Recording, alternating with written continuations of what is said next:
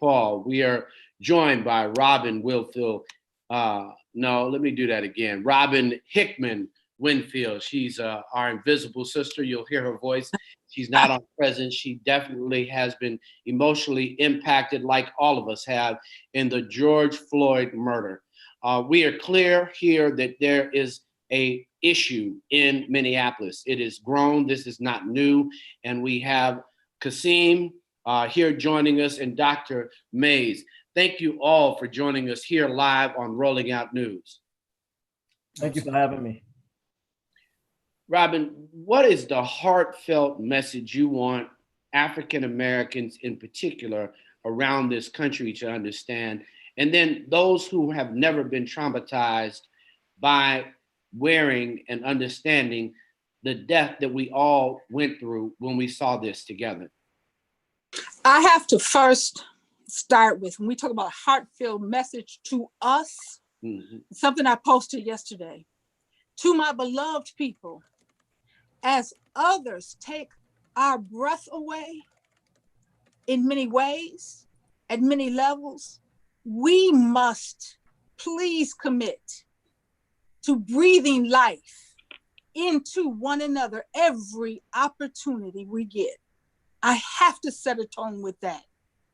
That is of the utmost importance. But I think for me, my mind first went to 30 years ago when my brother Kadar had his one call from a Minneapolis jail to my mother.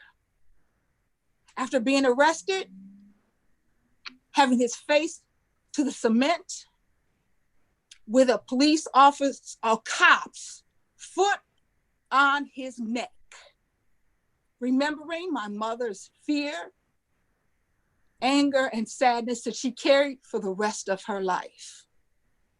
And how many of us, right, have that embedded in our souls?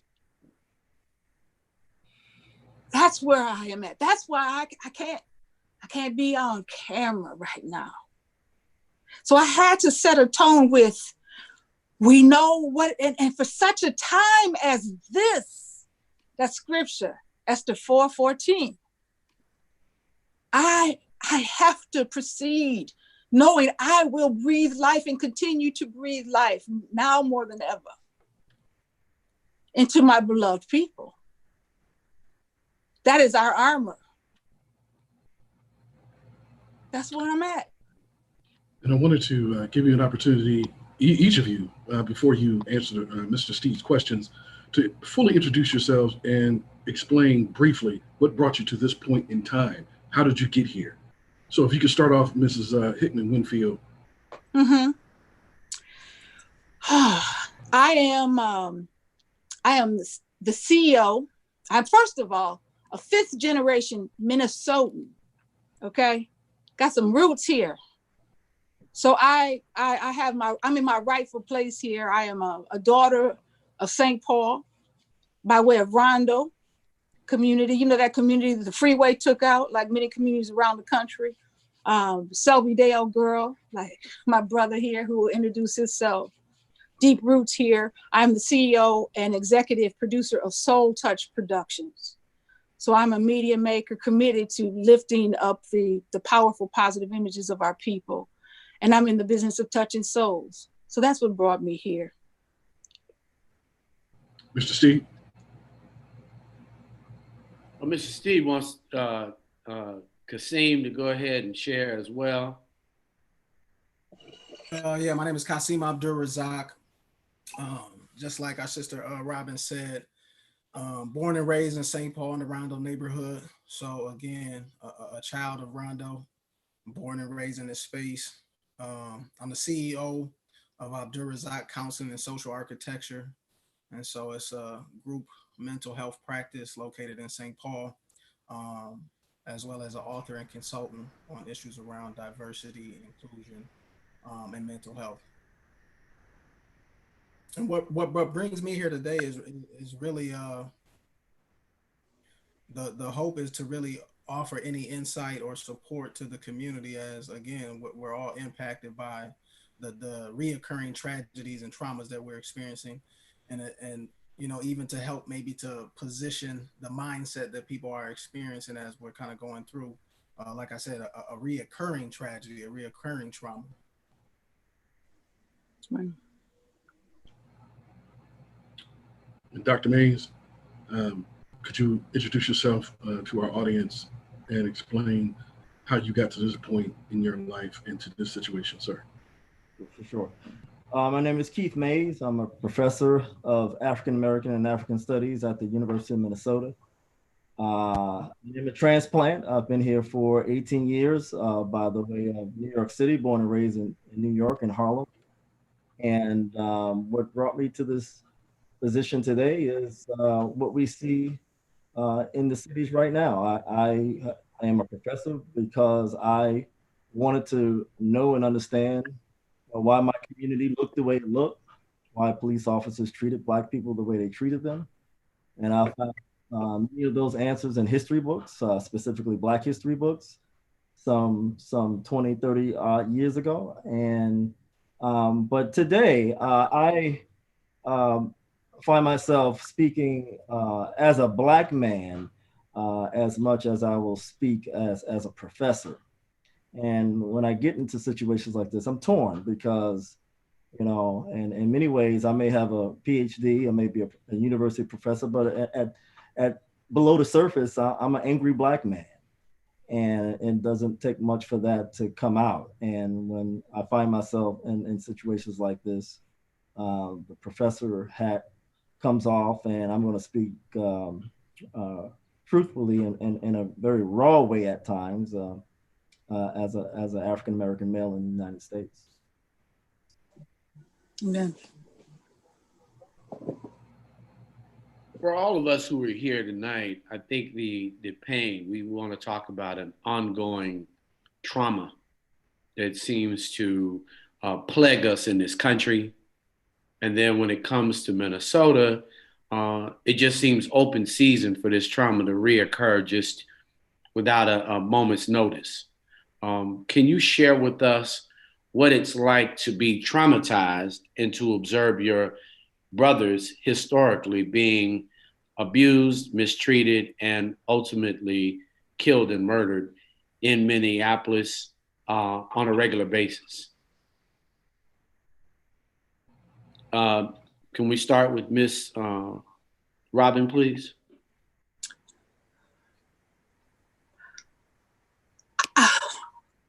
It's always fresh. That's why, as a lover of history, it's always so fresh. So the trauma is fresh. I spoke about my brother and his experience 30 years ago. And then the trauma just keeps on, because then Mama had her first grandchildren and and then my nephews, and it's always fresh. And so I'm concerned about this. It's just the impact and what it did to her, what it does to me, what it does to us. As a teacher, I am right now, as I now smell the smoke coming through the window. I'm thinking about, again, not only the men in my family and the boys in my family, I'm thinking about my students, the young brothers that I walk with from Gordon Parks High School. How many of them are out there right now in the confusion, confused? But they're out there because they're hungry or they're homeless, right? And so it's fresh. It just continues to be fresh. It continues to be raw. And that brings up a good point, because this situation is analogous to the situation in Los Angeles with Rodney King, and it was on video. We saw it with our own eyes, and we're being told by the authorities, by the Justice Department, whether it's county, local, or federal, that we shouldn't believe our eyes. So Dr. Mays, is there some parallel? Is this a continuation of what we saw 20 or nearly 30 years ago? Sure. Do you see any comparisons, and what we can do to avoid the mistakes of yesteryear so that we can continue to progress and derive some type or procure some type of advancement and justice in this situation without destroying the very place where we live, because we destroyed ourselves in Los Angeles, the very place where we live. So can you speak on that, sir?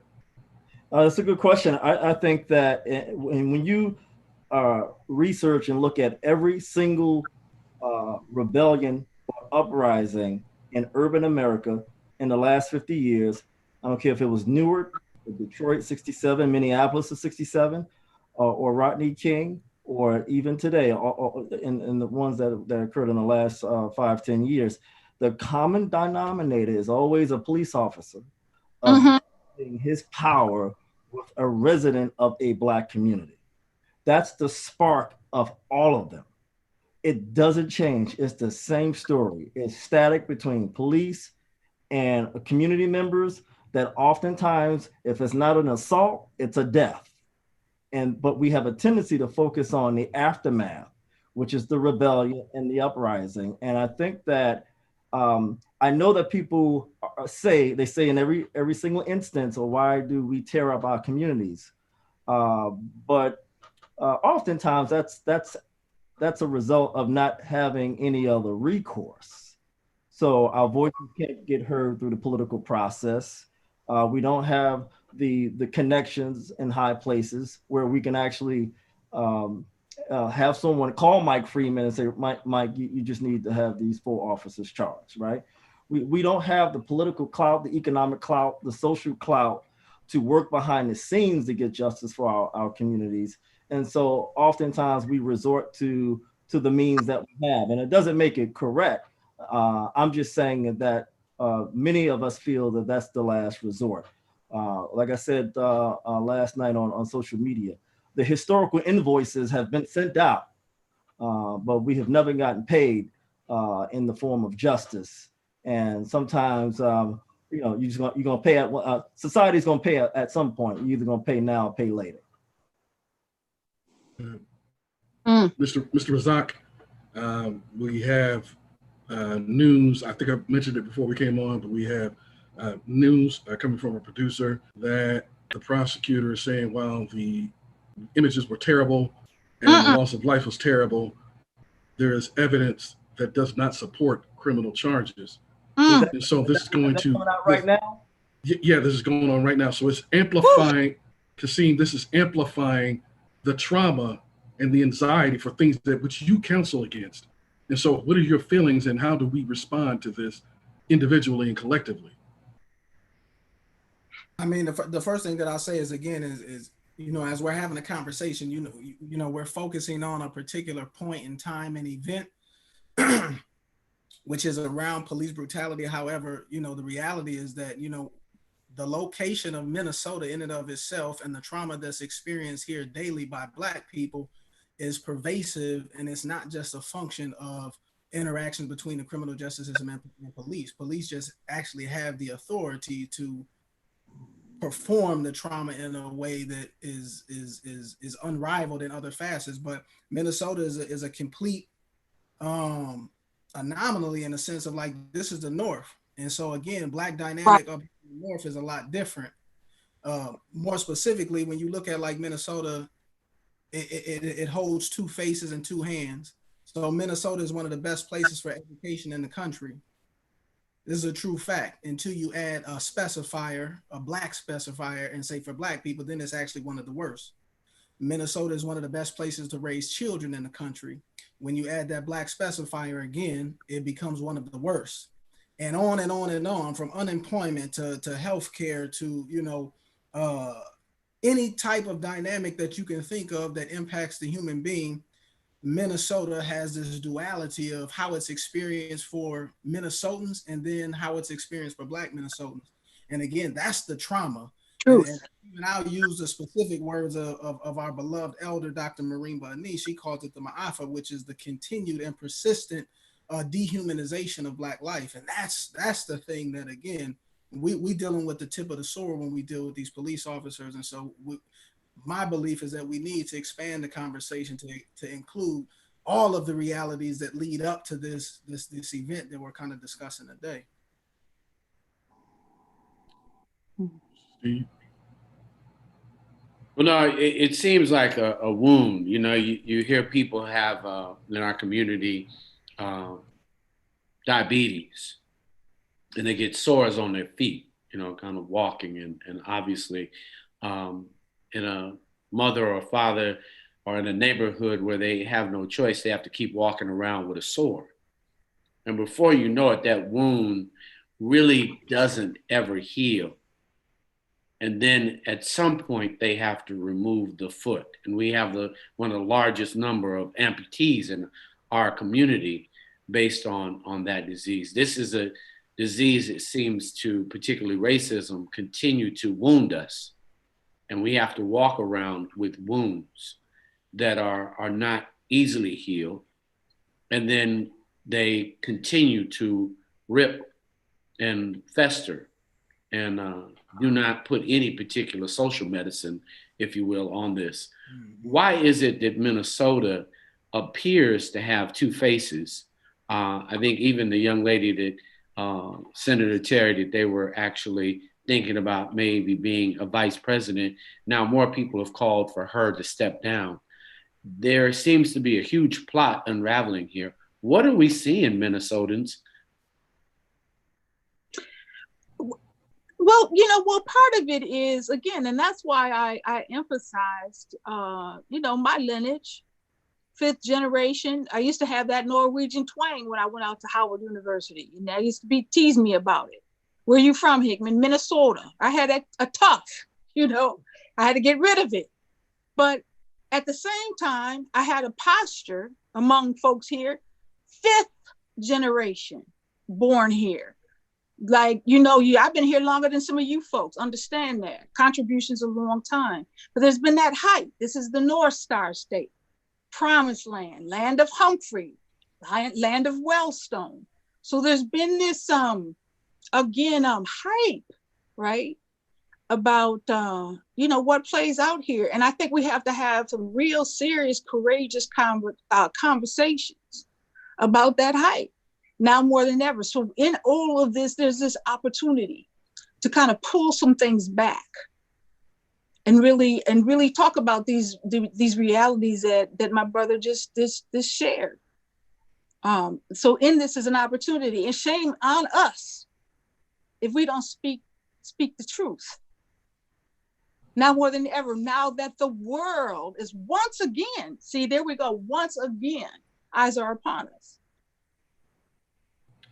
Yeah, I thought it was interesting, what the Mr. Razak was talking about in terms of juxtaposing, the one thing that they hold out. They disseminate this image that Minnesota is Minneapolis is one of the most diverse places in the country, one of the best places to live, and people who have never been there believe that because that's the only kind of narrative that they have been fed, and so they digest it and they believe it.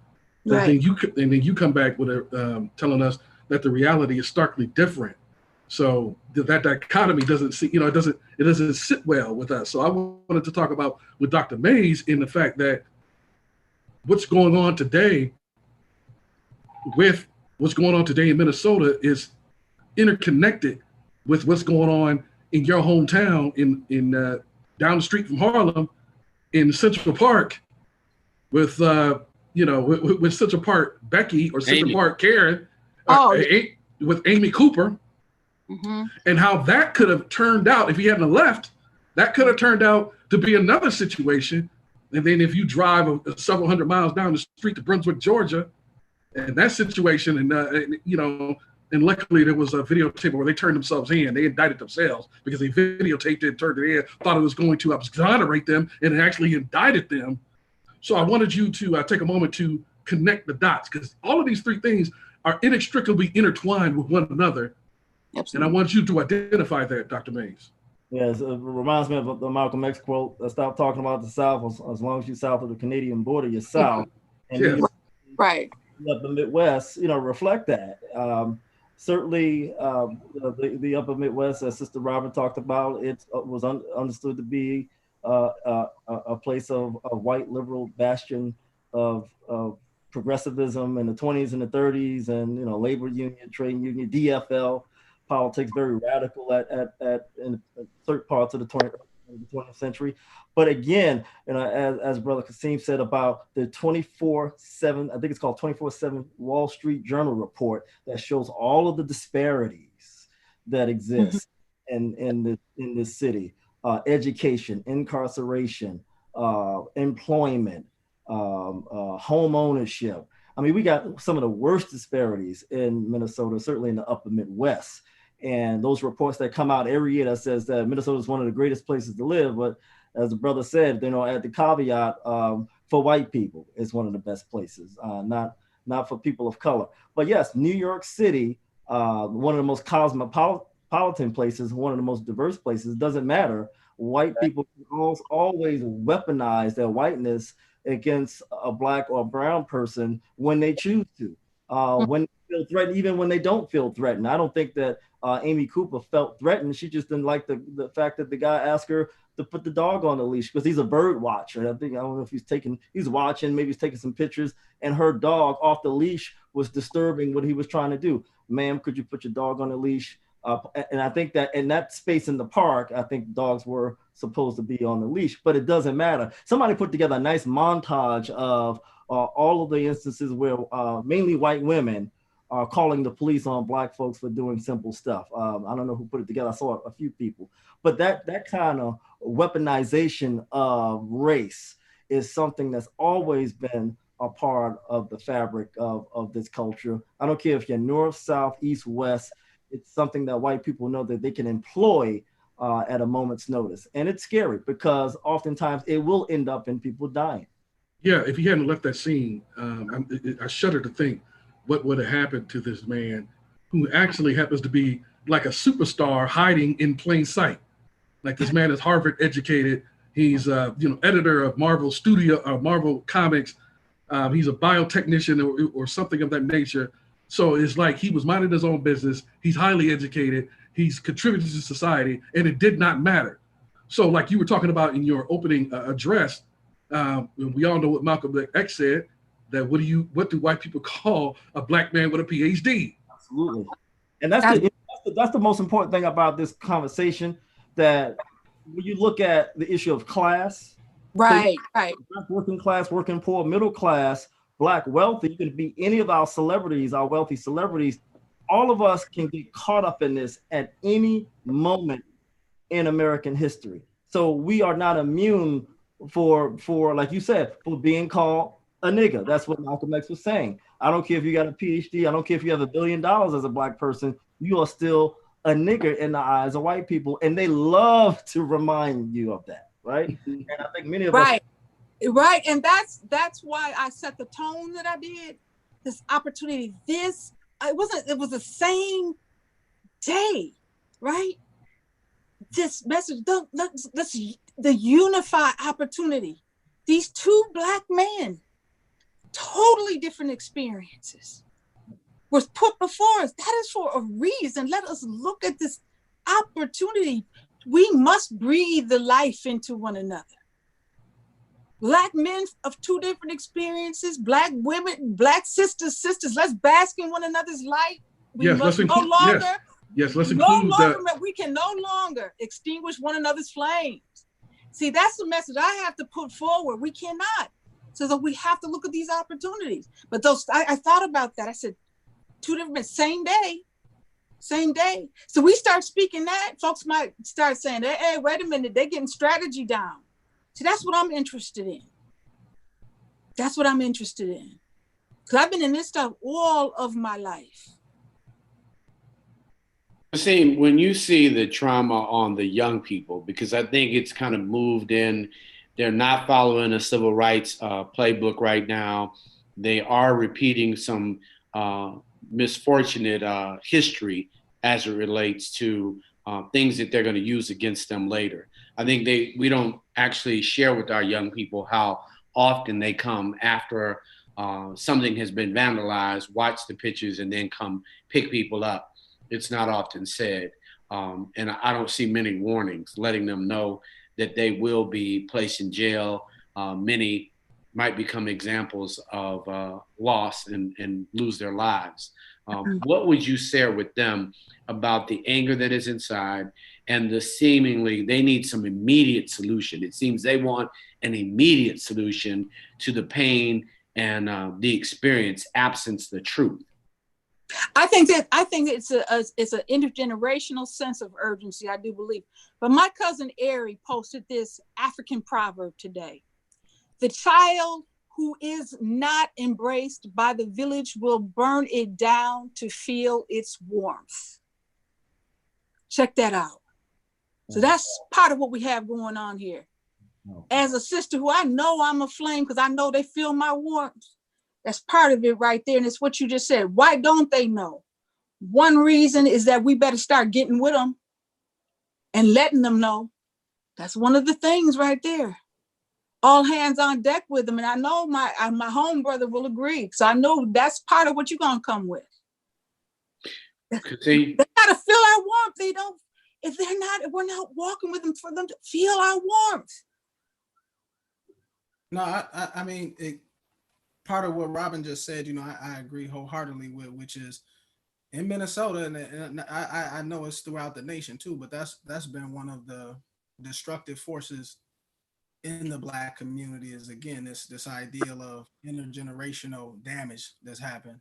And the only parent that fears their child is the parent that hasn't raised them. And so, like, we walking around with some of our youth, and like you said, that need for immediate response to their anger and their outrage.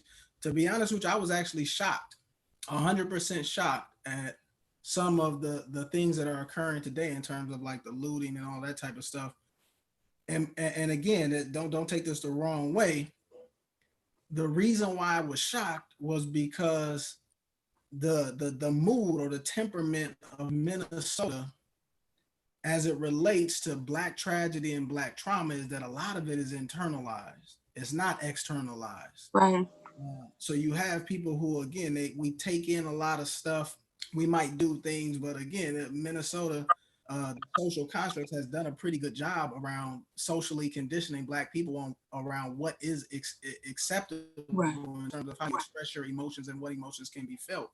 And part of me was like, man, this is a real sickness that's easily observed, that when a person feels rage and anger, those are acting behavior or emotions. Those emotions are 100% aligned and consistent with action, sadness, grief. Those are things that are internalized, and that tends to be the temperament that people experience as Black people specifically here, as it relates to things that actually should invoke rage and anger. And so to see those people out, and again, we continue to see this stuff come in, to see people acting out in some ways, again, don't take this the wrong way, but in some ways, this is an act of possibly people having their correct mind, because again, emotion and behavior and thought should be consistent. They shouldn't be one contradicting the other. So if there's something that makes you angry, you should see some type of action behavior that's connected with it. And before, that's not what we were seeing. We were seeing people be sad and experiencing grief and loss and some of these other emotions that are connected to being silent and still. And so in some ways, there's not words in terms of recommendations that I would have for anybody who's experiencing these events the way that they're experiencing them. The reality is that one stimulus, many different responses. And so we are going to see people who are going to have variability in how they respond to this single incident, because again, to me, this is not I don't think we're witnessing responses to a single event. This is the straw that broke the camel's back for a lot of people. Right. Exactly. Well, we're on Rolling Out News. We are discussing the George Floyd case, and I just want those who are joining us. We're joined by Robin. You got to help me, Robin. Oh, Robin Winfield. Hickman Winfield, Dr. Mays from the University of Minnesota, and Kasim, who runs a counseling center there for health and mental wellness in Minnesota. I would like to say that I think that we're seeing a playbook of desperation from people outside as well. I think many of the young people even the activists are coming to Minnesota. I think there are activists on the front line from around the country. A lot of young people are coming to Minnesota. I think that when you're a psychotherapist, Kasim, you see the young people getting the influence from outside and saying, maybe this will work this time.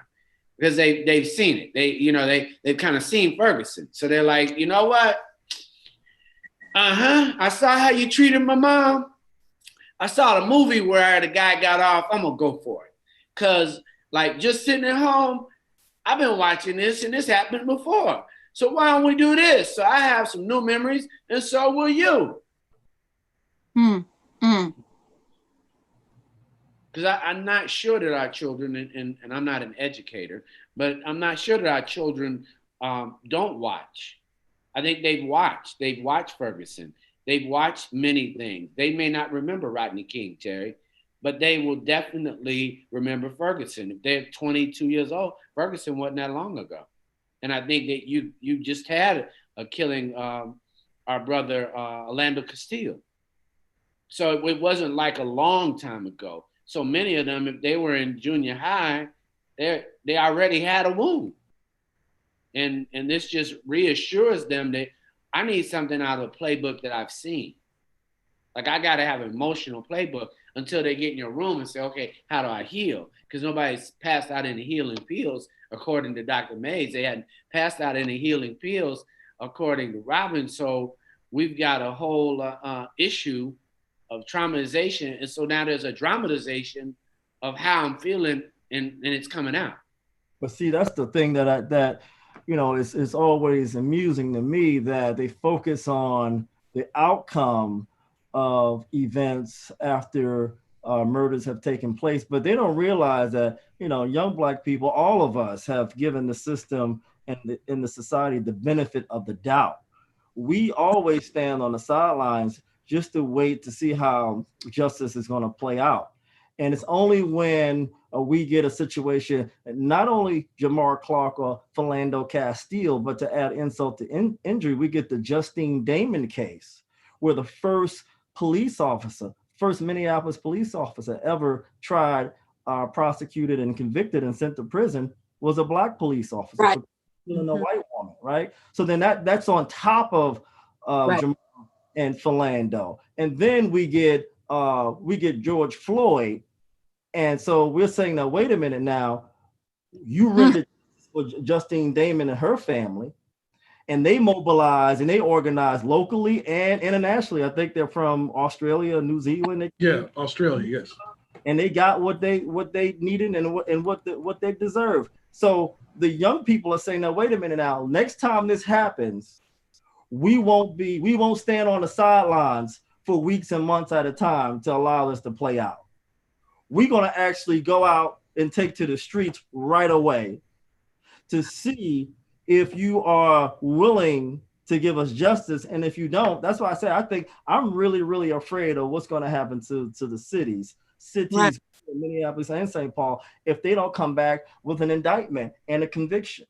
Well, they've said the governor has brought out the National Guard. So I think we're going down a playbook that many of the same cities. That's why I think of Ferguson when you think about what is really happening now.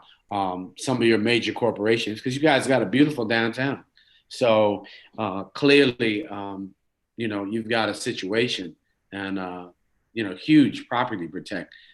So I think that's a real issue. You've got big business there. Fortune 500, 20. I'm not sure which companies. 3M, General Mills, Best Buy, Target. We got some of the. But when you walk inside, Brother Munson, you may see 2 Black folk working in the place. I mean, so the systemic racism and people like Sister Robin, 5 generations. But okay, so when I look around the city, where's the manifestation of those Black folks who've been here for decades, if not centuries? Where is their presence in the institutional life of the state? Yeah, you're right. That's right. That's why I emphasize, my home brother and I, Rondo. You know, quickly that history, like around the country, freeways, urban development going through communities that were strong, economic heartbeats of communities, took them out, freeways taken out. So that's part of the answer right there. We know that happened all over the country, right? And so that anger. So that's why I said it's an intergenerational anger. You know, for those who are watching, they have no idea. I mean, if I say Harlem, people have a little bit more of an idea. If I say Brooklyn, they have a little bit more of an idea. Can you explain when you say Rondo? Obviously, I've been to Minnesota, so I have an idea. You know, Minnesotans have educated me. But can you explain what you're saying as it related to the destruction of a cohesive Black community, if you would, Kasim? Yeah, so, you know, Rondo, just like Sister Robin was saying, like every other major city in the United States was a Black economic corridor. And to Dr. Mays' point, it was just that. It was the institutional life. And again, people sometimes take the experience of Rondo and try to shrink it down into simply a freeway going through and dispersing Black people. But essentially what it did is it completely derailed the institutional life of Black folks. And so when you talk about this ability, when you talk about trauma, you're talking about the ability to protect. And we know that protection comes in the emotional, spiritual, physical, legal, etc. forms. And so when you disrupt institution, people's ways of sustaining their life, maintaining relationships, community, what in fact you've done is you've disrupted their ability to protect. And that's what Minnesota experiences the most. So when we're looking at this ideal of trauma and as it relates to, again, it wasn't just Rondo community. You had the same communities significant in the North Minneapolis area as well as in the South Minneapolis South area. Minneapolis as well. Yeah. And I'm glad you broke down that history. Now, recently, it was a few years ago, they had a big ceremony, kind of breaking the ground at a Rondo memorial, and I was asked to speak. I didn't want to though, because I said I'm gonna come for real. But when I gave remarks, I opened with a Mexican proverb that said, they thought they buried us, but didn't know we were seeds, right? And they would like for us to continue to kind of just tell the story of Rondo. What I talked about, I said, but you know, we were seeds. We were rerouted on an area called Selby Dale, right? So we were rerouted, and we did grow, and we were planted, and we did have commerce in an area called Selby Dale, Summit University, right? So they didn't bury us, right? And so that was, again, another trauma that took place. We know what happened in the 80s. We know crack. We know those things that happened. And so consistent, it stays fresh over and over and over again. And so we have to tell the complete story. And we have to tell the story that there were fruits of Rondo. You got two pieces of fruit of Rondo right here as a part of this conversation. And we have to be bold in telling the complete story. But you're saying that, and I often challenge the community, because Rondo is actually in St. Paul. Right. And St. Paul has a new dynamic, new leadership. Absolutely. And I guess what I'm sharing is most people don't even know they're two cities. When you say Twin Cities, they have no clue. You know, so now we're meeting the new Minneapolis because it's a cosmopolitan city. You got two spirits kind of growing in Minneapolis versus St. Paul. What's the dynamic? Well, for one, I need to say one of our biggest, ripest pieces of fruit, and we have another piece of fruit from fruit of Rondo that just joined us, Sister Anika. I want her to share. And you welcome, guys, Anika Bowie, to Rolling Out News. But I would also say, and I forget that this is a international show, but I would like to at this time too, because we are praying for our mayor of St. Paul, Mayor Melvin Carter, who is a child of Rondo, Selby Dale, Summit University, our city's first Black mayor. So I want to share that as well. So when people talk about, well, what happened to the people where they at, what do we do? You know, we are holding it down. So I needed to say that. Welcome. Hello, sister. Good to see you. Hey, So good to see you. So good to see you. How you doing, Anika? Yeah. Hello, Anika Bowie. And if you could do us a favor but just introduce yourself and talk about what you're a part of and what brings you here today. Absolutely. So how am I doing right now? I am balancing, all things possible in this moment of crisis. I am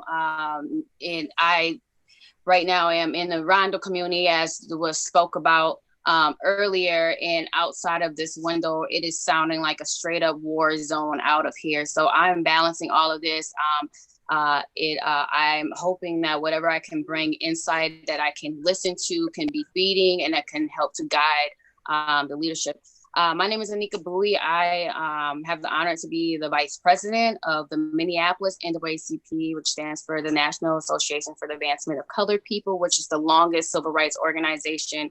It has a legacy of advocacy and making sure there's equal protection under the law.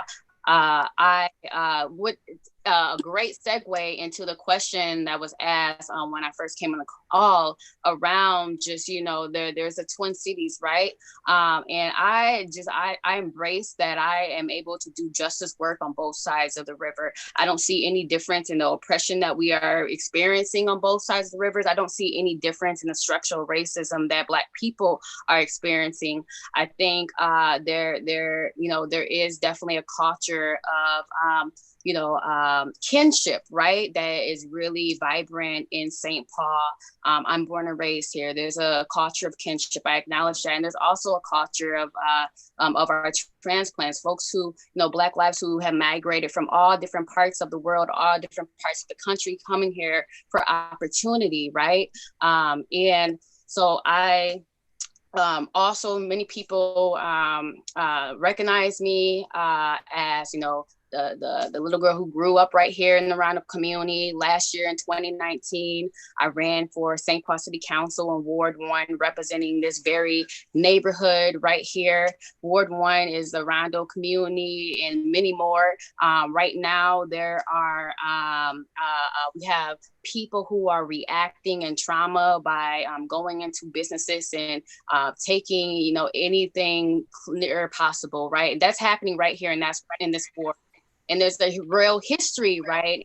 My brother Kasim was speaking to economics and politics, right? There's a real history and a reason why that is happening right here in this ward, actually. Particularly in the most low income area neighborhood, the area media income in this neighborhood is $34,000. That's for a full household. That's what I'm saying. So the degree of poverty that this neighborhood has had to navigate without really much of any resources, and you layer that on top of a pandemic, a crisis that our government did not even have a capacity to fully even come through and service our communities. And we understand, like what is known, that structural racism finds itself in all different areas, even within public health, even within COVID response, even within pandemic. And you lit a match. White supremacy definitely lit a match with the officer Derek Chauvin and the 3 officers. It was 2 white male officers, Minneapolis Police Department officers, and 2 Hmong American officers that was part of the murder of George Floyd, right? And the work and everything that's going on right here, the boots on the ground, the things that we were able to see happen, like the 4 officers getting fired, terminated for their job, was a result of built relationships that happened years prior to leading up to this, to where we had access and agency to really lead and influence our mayor, lead and influence our chief Arredondo, to make those courageous steps and simply do their job, right, and uplift them. So that's a quick little update of just like all that. But now, Nika, Munson Steed here at Rolling Out News tonight, we find ourselves needing more than the mayor, because we need more than the police chief. I think we've seen a couple of times between district attorneys in both Brunswick and now even in your city, we need some additional support to make this right. And it doesn't appear that it will be all right at this moment. What do you say about that, Dr. Mays? Is this a continuation of something that our communities will always experience? Unfortunately, I think so, until there's a real fundamental change in the criminal justice structure. I think the person that people are looking at right now is Mike Freeman. But I know that the feds are on the scene. So I don't know if that is a good thing or a bad thing. When you talk about the Justice Department and the Trump administration, that doesn't seem to be a great thing. This is not Obama and Eric Holder. This is Trump and his lackey that he has as Attorney General. So I know Keith Ellison as State Attorney General can step in. So that seems a little bit more promising. But I think a lot of people don't have faith and trust in Mike Freeman. It's in his hands, and I'm not quite sure what he's going to do with it.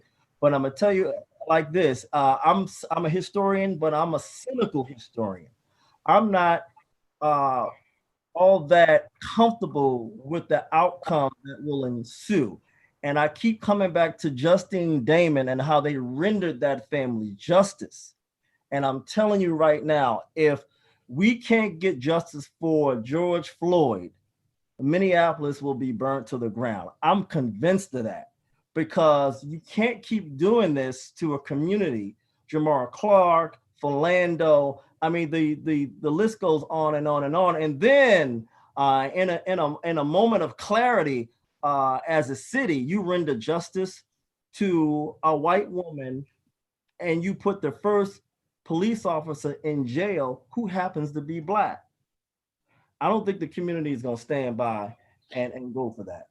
One question. When we spoke to Ben Chavis this morning, he mentioned that Keith Ellis. I'd like to know, with both Anika and Kasim, do you feel like you can get some resolution with Keith in that position? And are young people now feeling generationally robbed?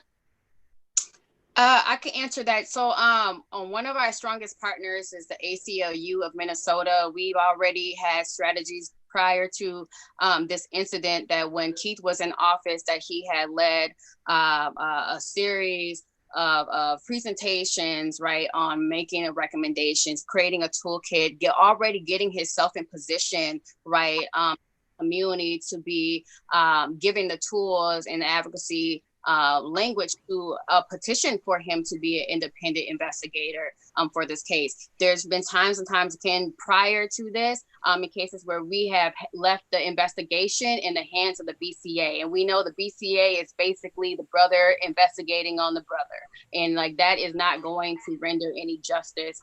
What Keith Ellison and what also we don't want to sway away, that we can also we are putting pressure on Governor Tim Walz.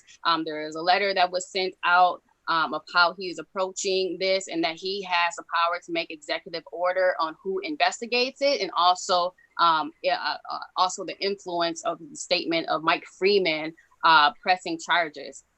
There is a lot that has to go into. Unfortunately, we understand these systems were never ever in our benefit, but there's a lot that goes into the autopsy, a lot that goes into the choosing of what type of charge. And with the ACLU Minnesota, we have decided and have also instructed that this charge be a second murder. And that was very intentional on like that charge being brought up. So we, as a community organization, civil rights organization, are doing all the heavy lifting to put the things in line for all of this to happen. We just need real leadership to show up.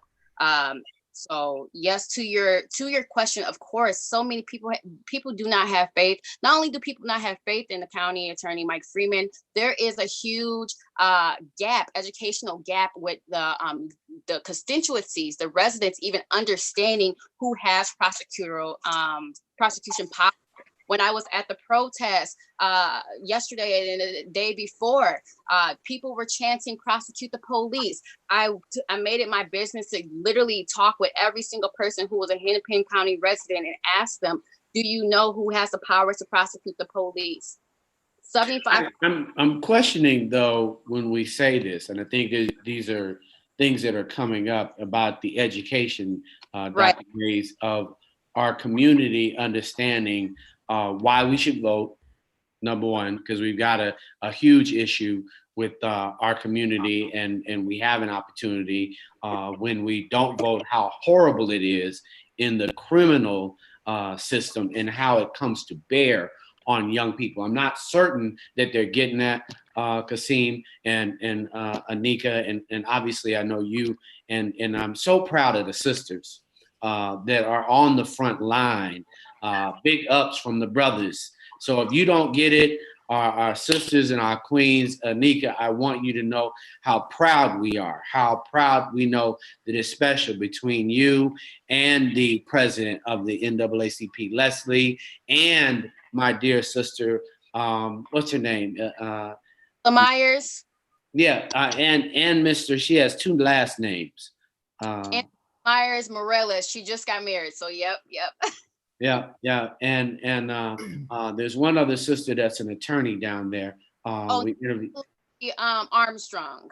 Yeah, Naima Armstrong. But I want to talk about the robbery because we have huge Fortune 500 companies in Minneapolis. What is it like as a psychotherapist to see young people so desperate in the land of such milk and honey for others? I'd like to just get an idea from a psychotherapist, Kasim, what is that like for Black children to see a dream they can't have for themselves? Like I said, again, we're dealing with this ideal of trauma, and so we're dealing with the inability to protect.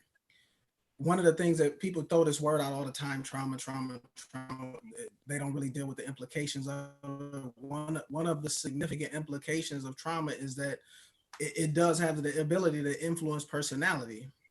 And so when you deal with something like, again, not one episode, not 2, 3, 4 traumatic episodes, but this is a component of everyday life for Black people. That part of what is impacted is the personality. And if you're dealing with personality, what's impacted is relationships. So it sounds like Tyrone. Is that Tyrone? Yeah, I think he muted it.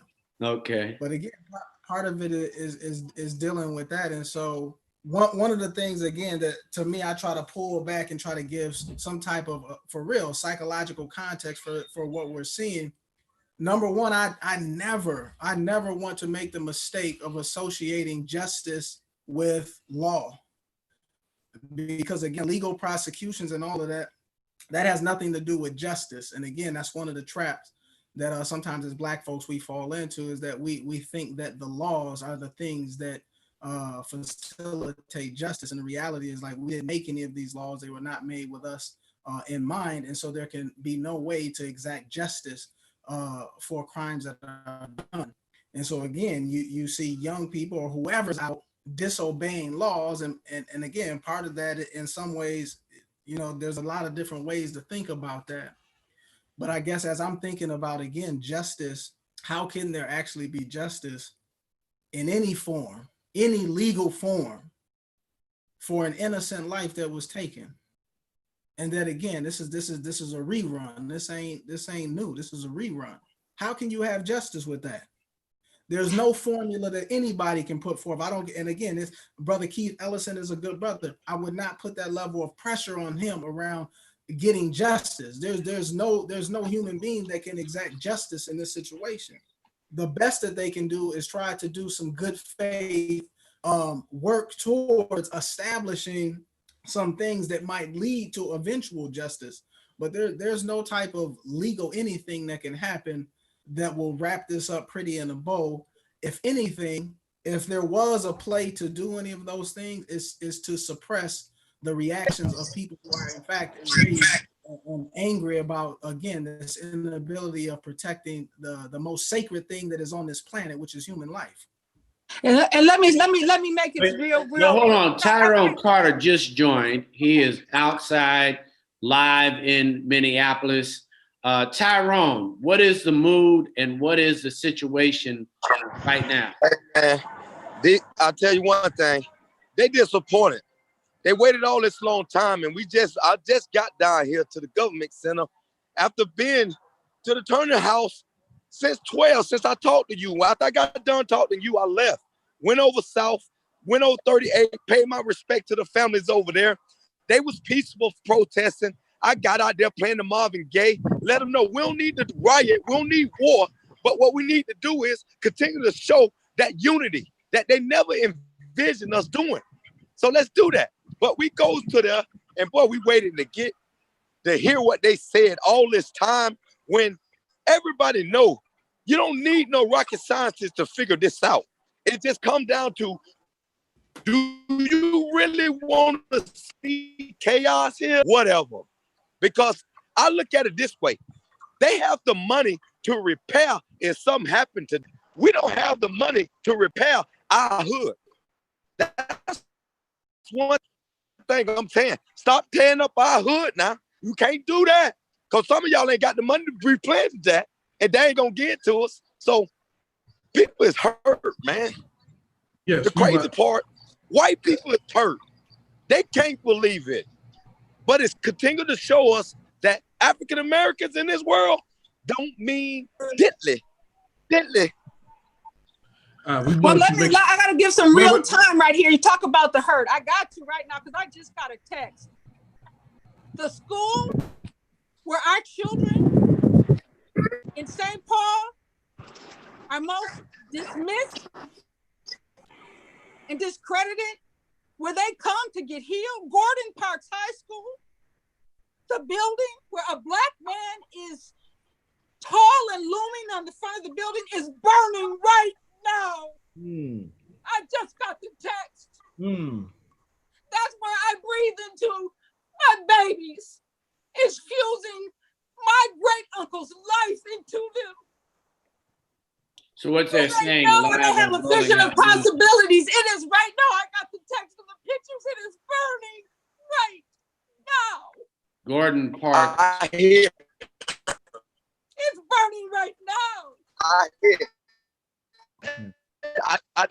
I hear you. I hear you. We have to be on this on every front. Yes, there's the front of getting justice, but we still. And let me tell you something. We gotta heal the babies. But there's a poem by Maya Angelou, and it says, "A pledge to rescue our youth." And I often read it. It talks about what we better do to make sure they're all right. But I conclude the poem and I said, but who will rescue the rescuers? Who's going to rescue my ass? Because I have to walk with these young people who now have to worry about, where am I going to go? That's powerful testimony. Just a moment. That's powerful testimony from Robin Hickman Winfield. And with us already, we have former NFL player for the Pittsburgh Steelers and the Minnesota Vikings, Tyrone Carter, who is reporting from the front lines out there on the streets. And so we wanted to basically give voice to this powerful testimony, this sad fact that has just unfolded in Minneapolis, Minnesota, in the aftermath of George Floyd's death, apparently by the hands or by the knee of a white police officer on Monday. So we wanted to go talk about basically how we got to this point, because Dr. Mays, you talked about, or I should say, Mr. Razak, you talked about the obliteration of Rondo and how it's parallel to the Black Wall Street of Tulsa, Oklahoma 100 years ago.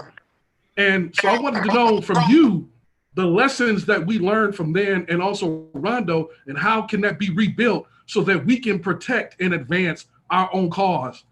And then Dr. Mays, I wanted to talk about what can be done from an intellectual standpoint to basically fortify our people and our minds so that we can move forward. So either one of you can go first. Continue. You want to go first? Yeah.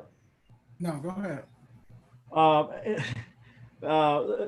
It's hard to talk about intellectual anything right now. I think that Sister Robin talked about Gordon Parks being burned right now. That's a towering figure in Black intellectual thought. And just the visual of this happening right now is hard for me to process.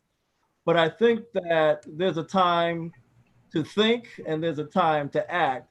Young brothers and sisters out there with some courageous white folks are deciding to act. Yes, it's going to be a situation where some of it is going to be not in our best interest, because they will burn down structures that are part and parcel of our community that have been built for our advancement.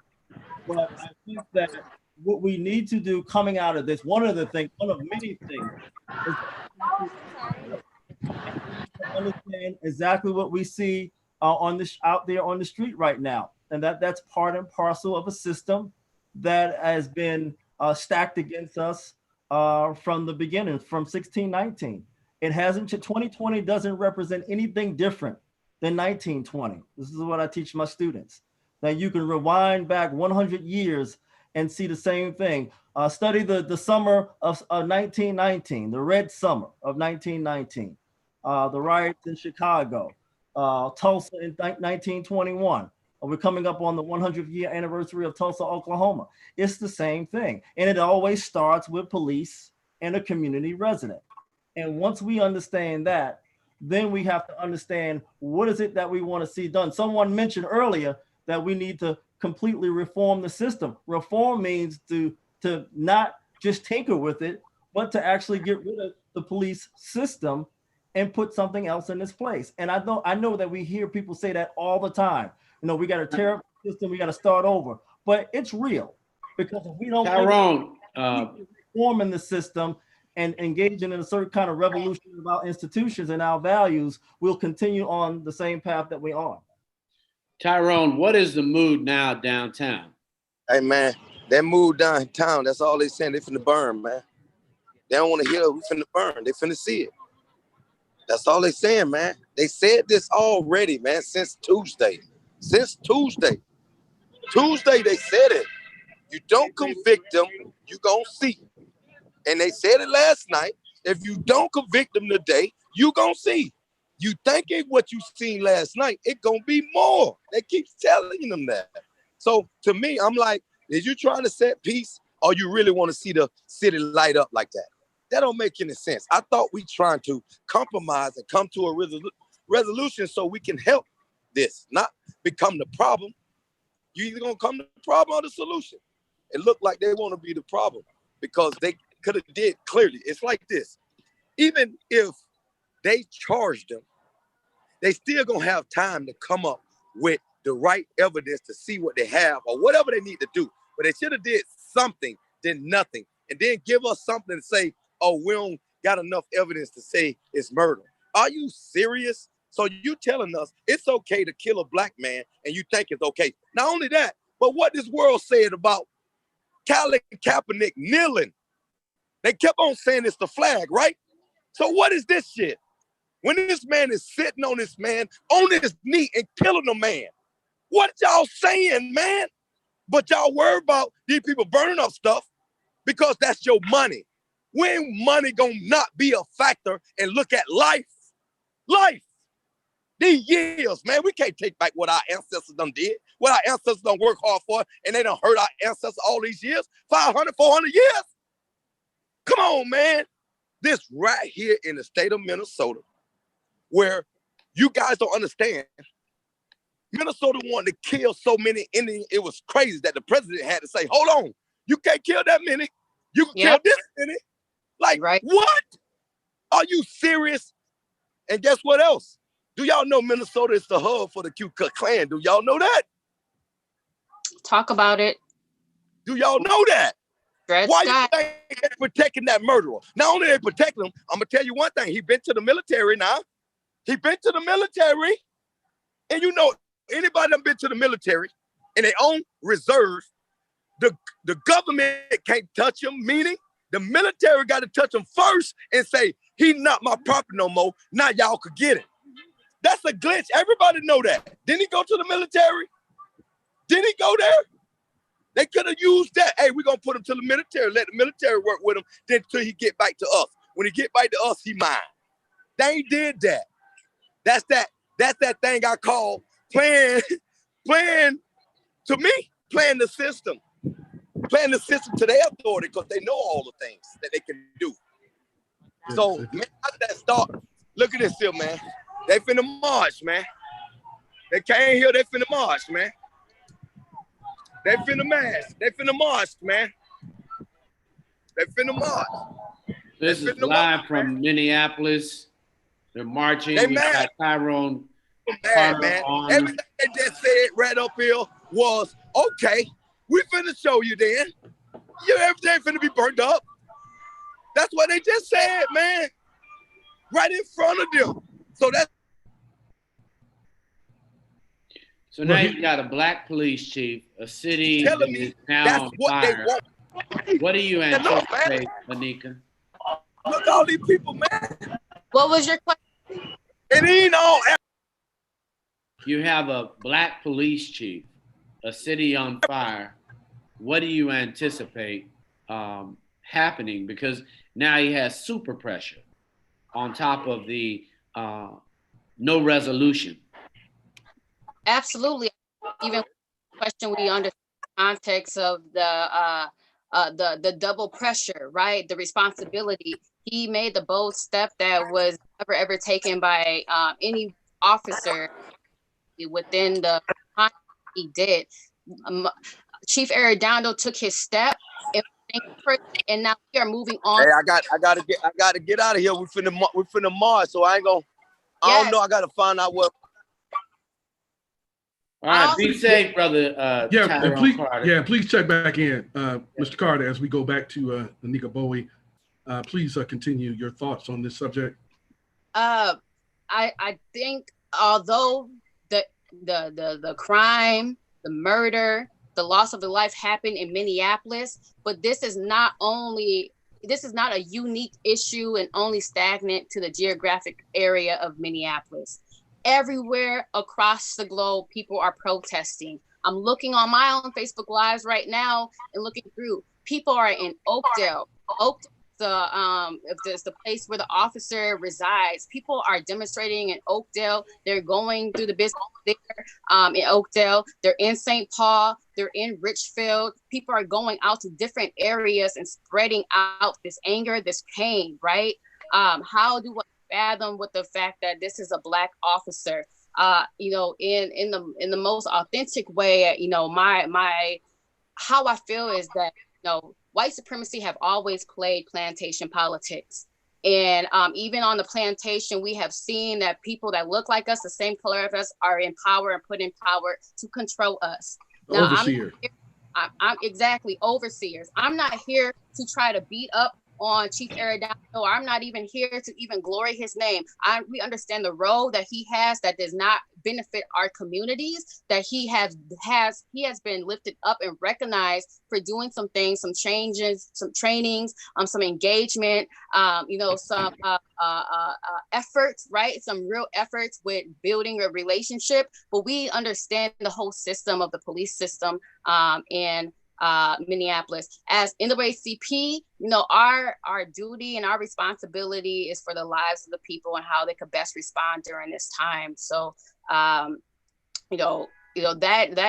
all I can offer in terms of, that relationship. And that's a good segue to my next point in terms of the police agencies, because as we can see in Louisville, Kentucky, we need to add Breonna Taylor to this discussion because these things are intertwined inextricably with what's going on in Brunswick, Georgia, as well as Louisville, Kentucky, as well as New York City with the Central Park Karen, Amy Cooper with her false police report against Mr. Christian Cooper, no relations to each other. And then on to Minneapolis with the police department. And Dr. Mays, you talked about how it always starts with the police department, but I love the point that Kasim made in terms of it, because I made this point in previous days that it's beyond just the police department. See, down there in Georgia, Brunswick, Georgia, that man, the alleged murderer, and we'll find out if he gets convicted or not, Mr. McMichael, the McMichael boys, they were deputized. They were empowered to do what they did to Ahmaud Arbery. And then in Louisville, Kentucky, somebody empowered them to bust into that house with that EM10 worker in the middle of the night with a no-knock warrant and kill her in her bed and then charge her boyfriend, who was a licensed gun owner, with attempted murder because he thought his home was being broken into. And then we come into this situation. So then I wanted Kasim to talk about what forces are beyond, because it's not just the police. It's beyond the police. It's above the police. Somebody's informing the departments to act because it's like they are the front line of defense for white supremacy. So then it's not just the police. We need to look beyond that. Am I correct?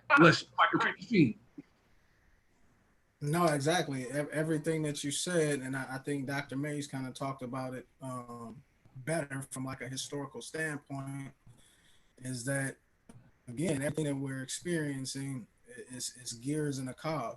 And, you know, again, just kind of from the mental health standpoint, you don't do triage or work with a traumatized person who's experiencing the trauma at hand. And so as we're even seeing people's reactions downtown, there ain't no mental health support for any of that.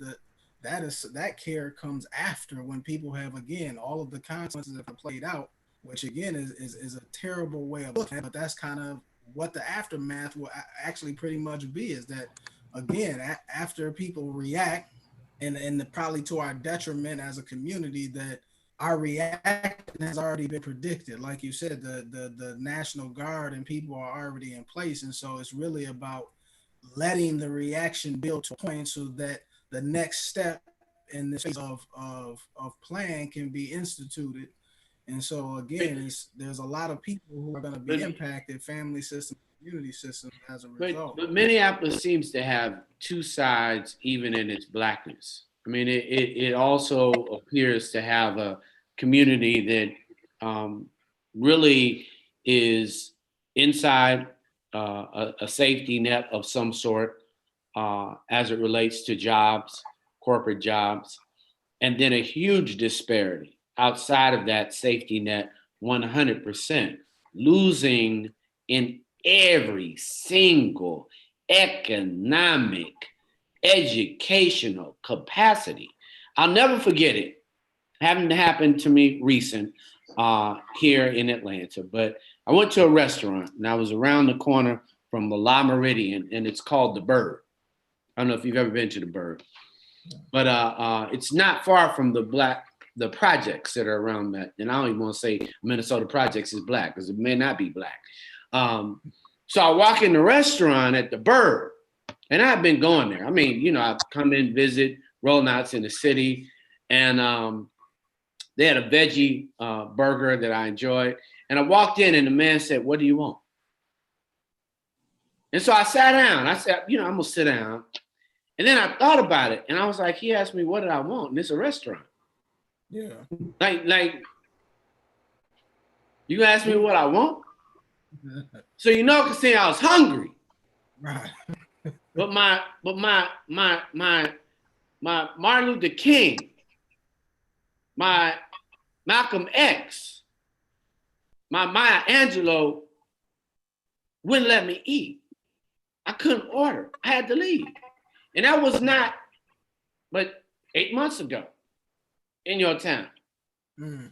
So, and clearly, you know, I look like a brother, obviously. The only thing he could judge was my skin. Right. The thing that hurt me the most was that was where I had my first welcome to MSP meeting. That was how I got introduced to that restaurant in the first place. Yeah. And that was my experience, and has been some of the experiences there.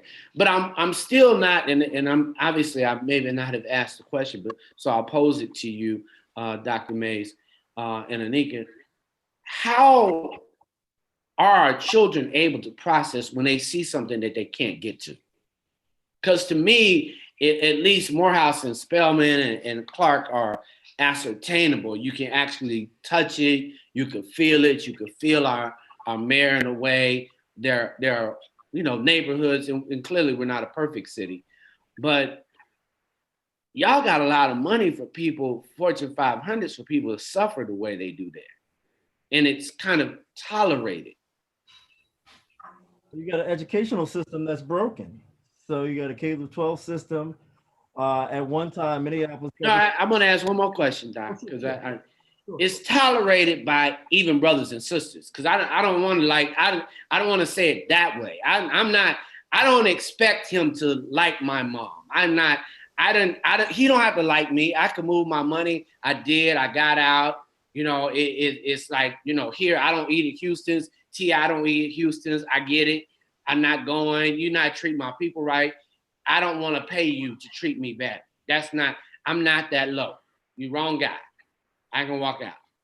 I'm wondering when we have this over, can the Black community find a bridge that's not so tolerant to this carrot that nobody seems to be able to catch or to pick up, Anika and Dr. Mays? I'm more concerned with the fabric of the African American there that may not be able to be honest in where he is. Brother Muscle, let me, Anika, please 1 second. I just want to respond to that because I think you hit on a very key point that is definitely connected to the psychology that's developed within our particular locale. And again, when we start saying this stuff around trauma and we're talking about trauma's impacts on personality, the core issue as it manifests in this ideal of trauma is through relationships. And so 100% of what you're saying is that, again, there's 100% of again, the white supremacy, and people talk about that as a separate dynamic, but there's no way for us to be Black people and have not been impacted by that in terms of our own personalities, in terms of our own ways of doing relationships with one another. And it is a uniqueness in some ways specific to Minnesota around how that happens. And so that is, I'm glad you brought that up, because that is something that for me, I feel that is something that's worthwhile work to look at, which is number one, every ethnic group in the world has sick people except Black people. We're the only people that don't allow people to be sick. We start to be their Uncle Toms, their Aunt so-and-so, but we don't allow them to be sick. And the other thing is that because of power, we haven't identified those among us that are sick. We have misidentified the sick as healthy and misidentified the healthy as sick. And that, to me, that is a big part because it shows up in how we do our relationships. So it becomes exactly what you just said. This high-hanging fruit that only a few will obtain should they choose to go through a particular process. And for Black people, we've never been concerned with getting the fruit because we know we got to cut it in half to share with the next person anyways. And so for me, I think that's a beautiful point to really look at really where some work can be done is like healing those relationships and doing that kind of work in the spirit of the brother Tyrone said, which is around how do we develop unity even in our differences. Well, we better get to it with a quickness. And I think that is why I set the tone in the opening remarks for those who are just joining us. If people are taking our breath away, how and when will we be intentional about breathing life into one another? I said it, we must have a strategy in which we assign fronts. I got this front, I got this front covered, I got this front covered. And now is the time we have to do it. We can't. Yeah, Robin, I'm agreeing, but I want to make one point. I'm really asking you all there because once you start these negotiations behind scenes, it's going to take removing or at least getting, I'm not going to ask for outside help because I'm never suggesting in a city that you do that. But you guys are going to have to be honest as a Black community about those who are choosing to serve our community or are in those communities who are willing to take the stock options and the jobs and even not even surround themselves by Black people. I mean, I think we've got to put some numbers behind that. That's my only ask. I mean, and I think that, from visiting, because I enjoy visiting, but I'm always at a loss. Right. I'm always at a loss because it's one, it's a group. And I'm not sure that, like my brother said, they might just be sick and not know that they sick and be conditioned to be sick. And to be sick, they harm. To be sick, they say they okay. To be sick, they say, well, it'll get better soon. but it hasn't gotten better. So we might have to find new models. Right. I definitely want to hop in on this because I love that you mentioned this. I've been having these conversations with so many people, especially it's really started when I was in college, right? And was coming across so many Black people from different parts of the country and having these real straight up conversations about how Black people in Minnesota are responding, or even not even recognizing real trauma that is happening with them, or not even recognizing or being in tune with even the knowledge of racism. This is so key. Like Kasim has said, there needs to be so many more studies to dig deeper into this. My response to that, when I come to these conversations, I noticed some people want to defend, right? Some people want to have a defense mode. I am not trying to sit here and defend white supremacy or however we condition it. I'm here to lay out the ground rule that there is a lot of fear here. It is also ingrained in our school system. We also want to name that the Native Americans here in Minnesota were the founders of charter schools and boarding schools, right? So that system was designed to where what we are learning, even within our school halls, have nothing to do with our benefit, our seeing ourselves or our psychology as empowered, as intelligent people. If it wasn't up to me having a strong Black family that invested in knowledge about history, I would have been so lost. And no one would have been able to hold me accountable because no one would have been able to actually pour into that history unless the Robin Hickmans of the world, unless our Mahmoud El-Qadis of the world. But how many young people are actually getting access to those people, right? Which is so important. We understand the governance that we are under is never ever going to serve us fully and entirely. But I think also what's at play is the politics that people, the trauma that Black people are even bringing to Minnesota. My observation is that Black people, not entirely, but we have a circumstance of Black people having a paternalistic relationship to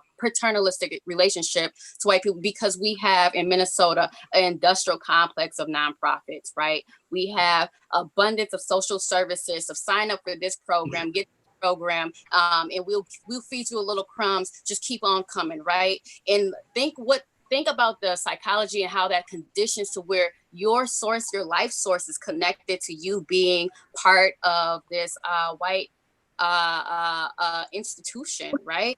And how we don't really see a strong investment when it comes to our African-American organizations that are feeding and pouring into our communities. So thank you we can go on and on, but that is my observation. Someone who's born and raised in this community. I'm actually a 5th generation. I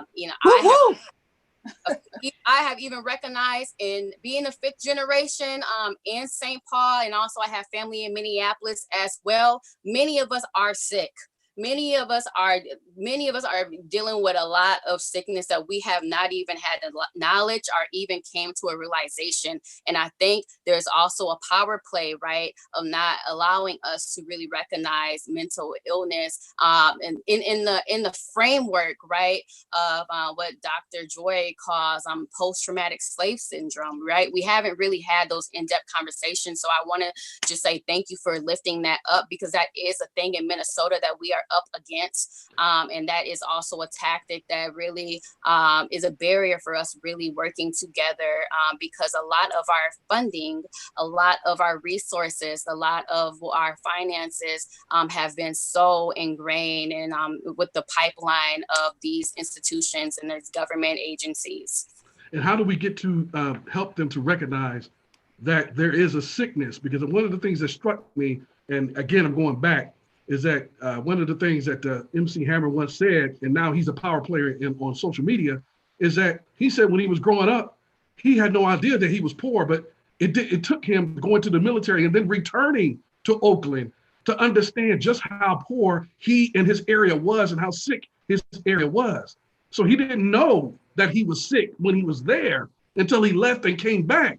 But not everybody in Minnesota and St. Paul can leave and come back. How do we get them to identify the sickness that is pervasive right there, right now, so that we can continue to provide the serum in order to heal?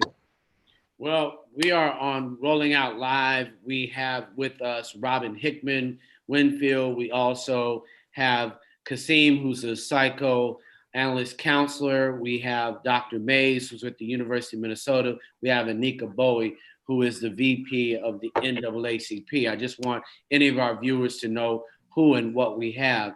I wasn't really talking per se, and I think Anika got it, Terry. And I think Dr. Mays, we really got to get a number. The KPIs are what I'm always afraid of when I come to Minneapolis and St. Paul, but I don't hang out as much in St. Paul, Anika, but I've had a good time in that area. But what is KPI? What is that?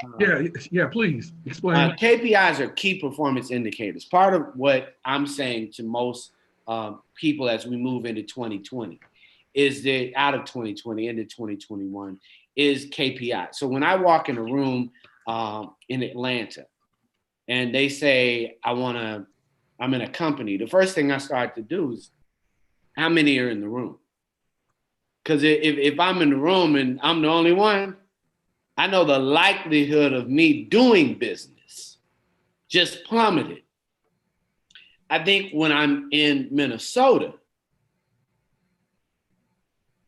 y'all know what I'm saying, right? It gets to the onesie twosie, and it's almost like the one person may not even be able to make a decision because the whole group gotta like the decision, then they gotta like me. And the likelihood of them hollering at me after, and I'm selling something, is improbable. Because we don't have anything in common on most days. And I find that that's multicultural in that city. Yeah. And I think if you don't have numbers to substantiate now as y'all are moving forward, I think it's going to continue to perpetuate the diversity fraud there. Dr. Mays? Yeah, no, I think what you have been, maybe I think what a few people have been alluding to, and I've been hearing it. I've only been here 18 years. 18 years is not a long time. Well, it's not a short time either. And one of the things you do have here is a Black middle class that's invisible to many of the masses, but hyper visible when it comes to the key white power brokers in the city. And so if you're going to crack this nugget that speaks to a certain kind of Black and white privilege that operates simultaneously, then you have to crack this small bubble of Black middle class players. You are either in that group or you're not. And I'm not in the group, but I know some of the people who are, and you're right, that's a bubble. And if you're not on the inside, you can't get your nonprofit funded in many ways because they're working with key white folks, whether it be corporate folks, whether it be foundational folks, or what have you. And I'm quite sure Anika knows who these folks are, Kazim, Robin, folks. You guys may know them more than I do, but I've always been asked the question, and I can never really give them a really good answer, only because I'm not in the circle. I just happen to know certain people who are part of that circle, so I can speak around it, but I can't speak confidently about it thoroughly because I'm not in on the inside. Right. That's what you guys are alluding to. Right. 2 years is a long time, though. Right. You know, I've been the sister today, lifting up the Proverbs, and I think this gets to Brother Terry, the proverb that gets to your question.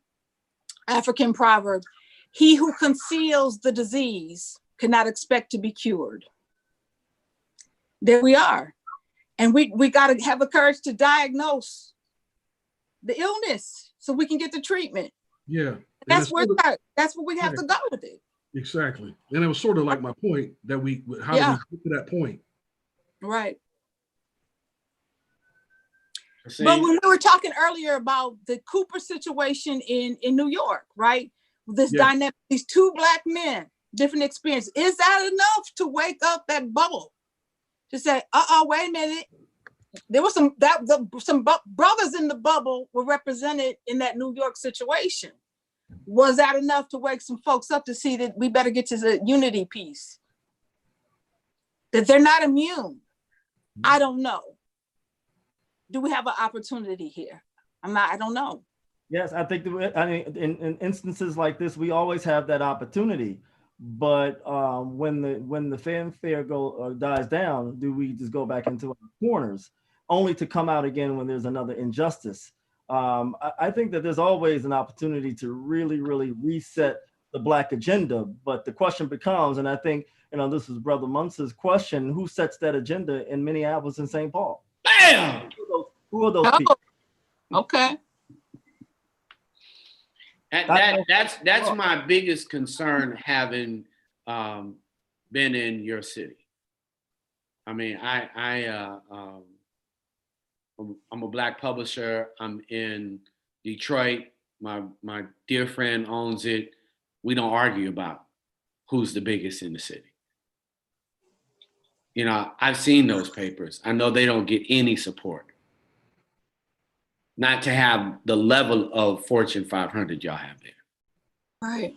I mean, and if that's just an indication, how you preserve your culture,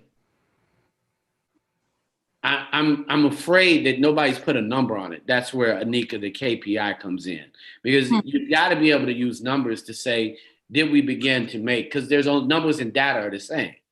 So if we look in these organizations, how many of these people that are protesting really want to accept the fact that our kids would have to go in front of their kids? That's a big question, particularly from a professional wealth building standpoint. So I'm just wondering who's going to put that agenda together, Robin and Anika, and put some numbers and begin to really evaluate even those corporations in Minneapolis and St. Paul, and what our numbers are inside, and how many, if they have the courage to bring other African Americans in to be change agents. Right. Right. I don't know. I could speak a little to that. I think just really the culture is like, we, the kind of our seasoned elders are, in the culture, our Black middle class. Some of the people I think of, function in the fashion of social clubs, right? Social clubs, they who they hang out with, what boss they go to, parties they go to.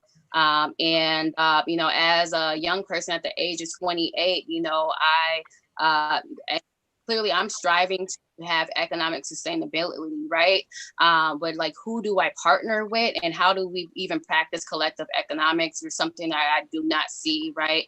I have so many friends and loved ones who no longer live in Minnesota, but was born here, but they went out to different places because there was literally no pipeline for economic growth. So I definitely hear what you're saying. What comes to mind to me when I think about numbers for someone who just like ran for office, I'm like really deep in like democracy and voting, right? When it comes to like voting, you are like a chief of looking at how many Black households, how many voting households are in this neighborhood. I think we have a lot of political currency in a sense of like, we know how to take action when it comes to voting, right? That is like very ingrained into us to be civically engaged. I think, a strategy is to get some of that shared knowledge and translate it into the people who are, informed and knowledge about like the economic sustainability, what you're talking about. And I think it's been very intentional for many of our organizations. I'll even share with the NAACP. We just had a town hall on the economic development and how Minnesota is like one of the top, places that shows racial inequality, especially when economics. So this is clearly a struggle area, rightfully so. We know exactly, we know the diagnosis of why that has happened with Rondo and just the investment in our communities. So I definitely appreciate you mentioning that. And I think there is tons of spaces I have been in with always asking, what is the Black agenda? There's so many different small groups, cliques, social clubs. When you've been in the places and you ask that question, how many organizations or institutions can pigeonhole it down to just that, without doing the POC thing, without trying to put other people in an agenda? How many organizations do you know that say just that, the Black, nothing else behind it agenda? Right. Saying there is that is a new thing. That's a new space that we're getting into. I think it's very recent that we now are changing that language from POC and naming Black, right? We see that our African brothers and sisters, they're naming the Black. When it comes to them getting access to funds, they have no problem calling themselves Black to get access to that funding. But when it comes to us, we still are having an issue with a mind frame that we need to be inviting to everyone, and that showing up for ourselves is blocking or excluding someone. So I get what you're saying. Me personally, with NAACP, you know, our fight is, our support, our advocacy is for Black people, for African American people. You know, I understand nonprofit lingo and buzzwords POC is utilized, but I think of organizations like the African American Leadership Forum, you know, and you're very familiar with the Black Civic Network that, you know, is being very diligent with naming that. Well, what do you think caused that? What was the impetus to that paradigm shift, Anika, in terms of people starting to be comfortable identifying the Black agenda and naming it and saying that and being proud and bold in that? You said it was just recently in Minnesota. What was the impetus behind that? I think there's been, you know, in these tables, whether it's with, you know, the criminal justice, our county attorneys, or even in the public health, now a lot of organizations in the community is having access to public data that they probably wouldn't have had before, right? And people are research, and they're asking to disaggregate that data by race, right? We until recently, like a few years ago, we just was able to have our court system disaggregate and even have race as like one of the things that they were naming, right? We didn't even have access to those numbers to even name that how many people are within these systems. So I think with the data is where we're able to actually articulate to who is actually experiencing the disparities at the level that we're experiencing. And also there's a 24/7 Wall Street Journal that came out that named Minnesota as the second worst racial equity, inequity out of the country. That made a lot of white people shamed. Made a lot of white people embarrassed, right? And here we are, we've been saying this, but now that you see it and we both are recognizing the same thing and we're recognizing this data, now that we're recognizing it, we could come with a plan of action. I see. And so now that you have this data, where do we build or begin to carve out a new, how do we detour towards, around, or circumnavigate the obstacles into, you know, getting to a Black agenda that can move us forward, and we can build institutions in support and in advancment of ourselves? Before you go there, that's for anyone to answer. We got 10 minutes. Want to close it out because I don't want to get lost off of George Floyd lost his life. And I don't want us to believe, and I don't want anybody to take away that it's about economic justice.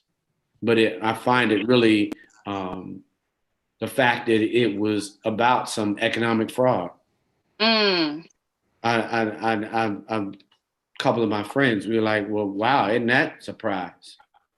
That it was somebody trying to economic fraud. And first it started as a check, then it's a fake $10 bill. Well, now, you know, for all of us, he's lost his life, and now we seem to be losing even more things in Minnesota that the African American community depended on.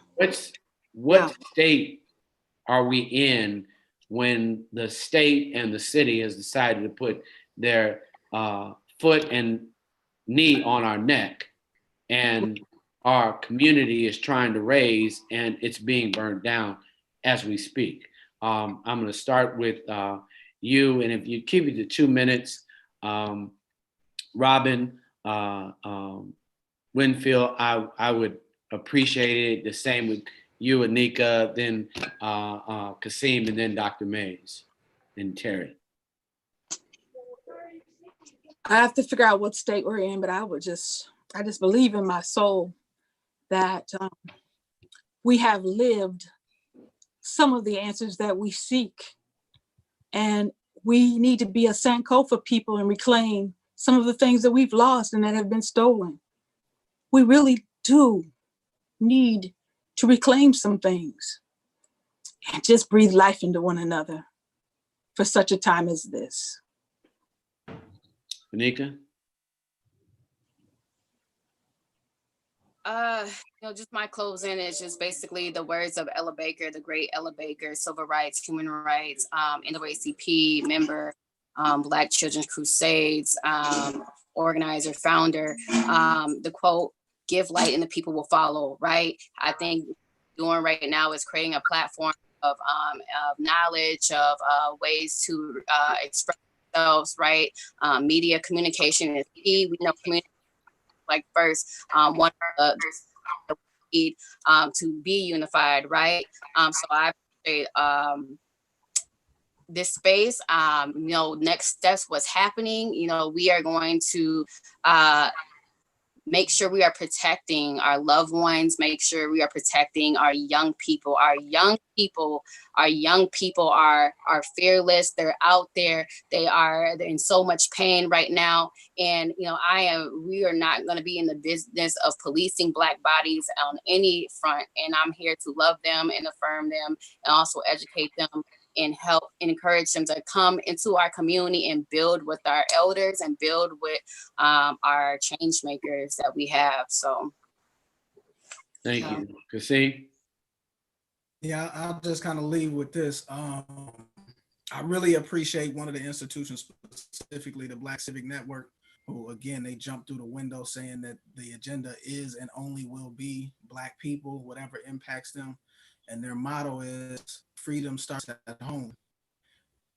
The revolutionary thing that I think a Black person can do today, forget protests and any of that type of stuff, looting, is take care of your family. Amen. The individual belongs to a family, the family belongs to a community, and that is the strength and the power of the people. And so again, if we can do anything else, is that we can impact ourselves individually and the people who's within our household. So the most revolutionary thing that I believe a Black person in Minnesota right now can do is to take care of their family and have that family connected to a community. Amen. Good point. Dr. Mays?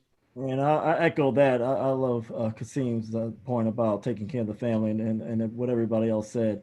But I would also just leave us with this, that you have to give oppressed people justice. And if you don't give any oppressed people justice, Black people justice, they will take it. They will find a way to take it. And, we cannot be mused why they use the tactics that they use at the end of the day. We are U.S. citizens. For many, many years, and we will actualize and manifest that citizenship the easy way if they don't give it, or the hard way. And that's just been the tenor of American history from the very beginning. James, Terry, First King, James. Yes, I just think that we need to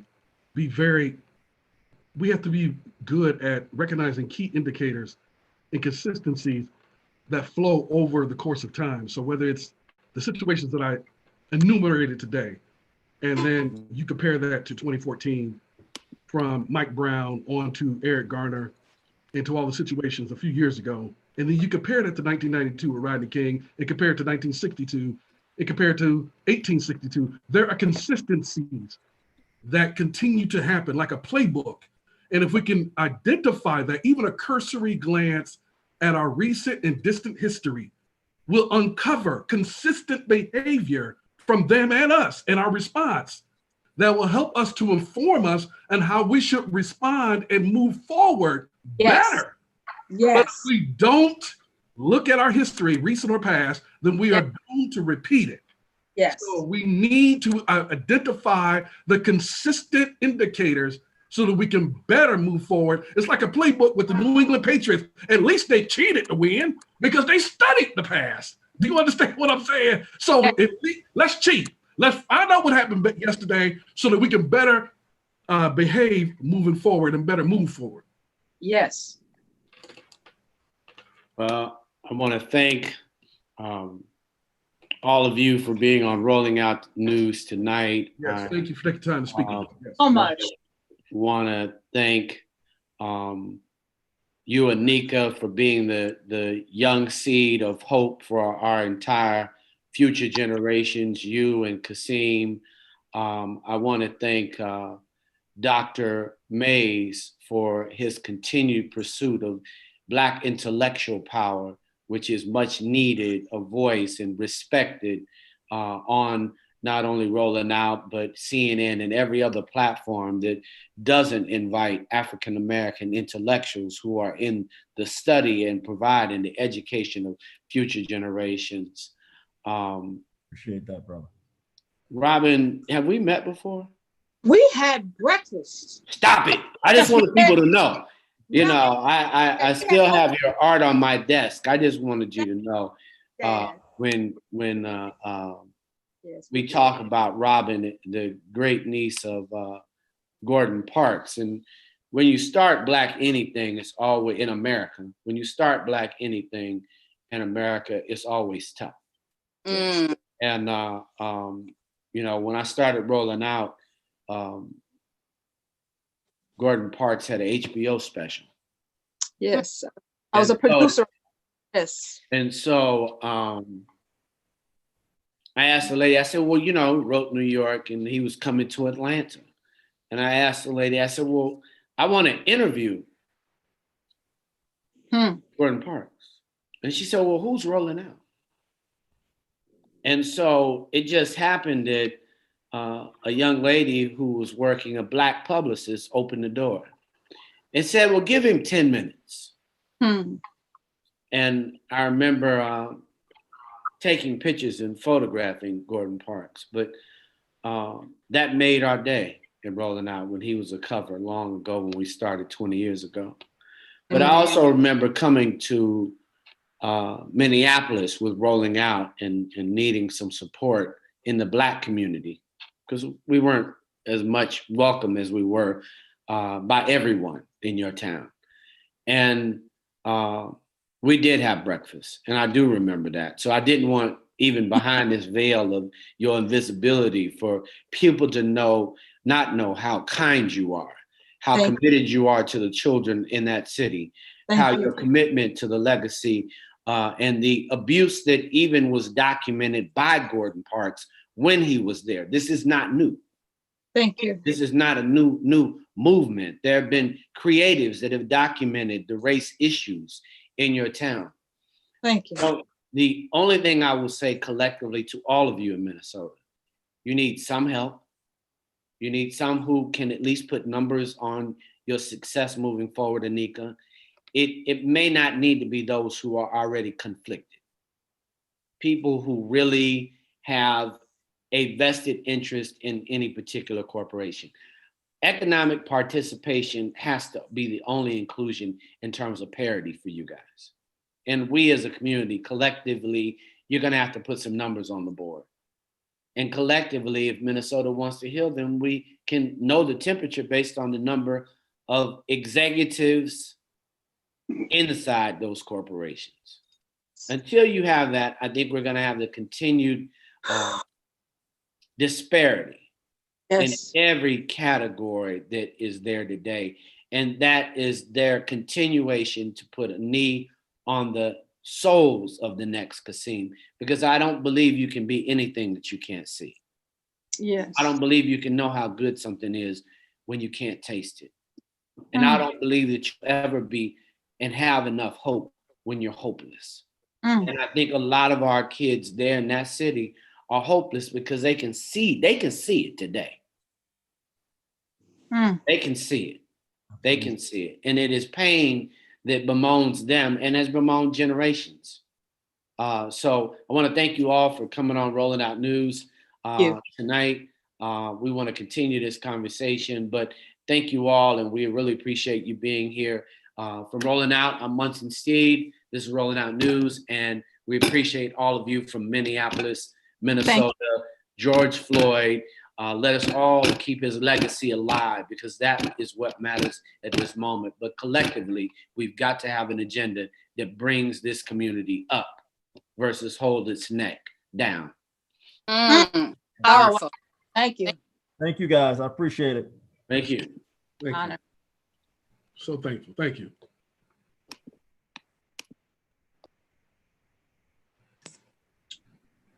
Whew. Wow. Wow. Wow. Thank you, Robin. We appreciate you. Thank you. Appreciate you. Love you so much. Thank you. I love you too. You did well. I hope that we were able to disseminate the information that you wanted to say. At the end of the day, I think that everybody interjected some great context. There was a lot of conversation on Facebook, YouTube. We had a few white trolls who were just talking propaganda, but I put a stop to all that. But you had the conversation was well received. So we got to continue this convo. We will continue this convo on a regular basis until we get some answers. I appreciate you. I'm glad I was on this, a part of this when I got the text about the school.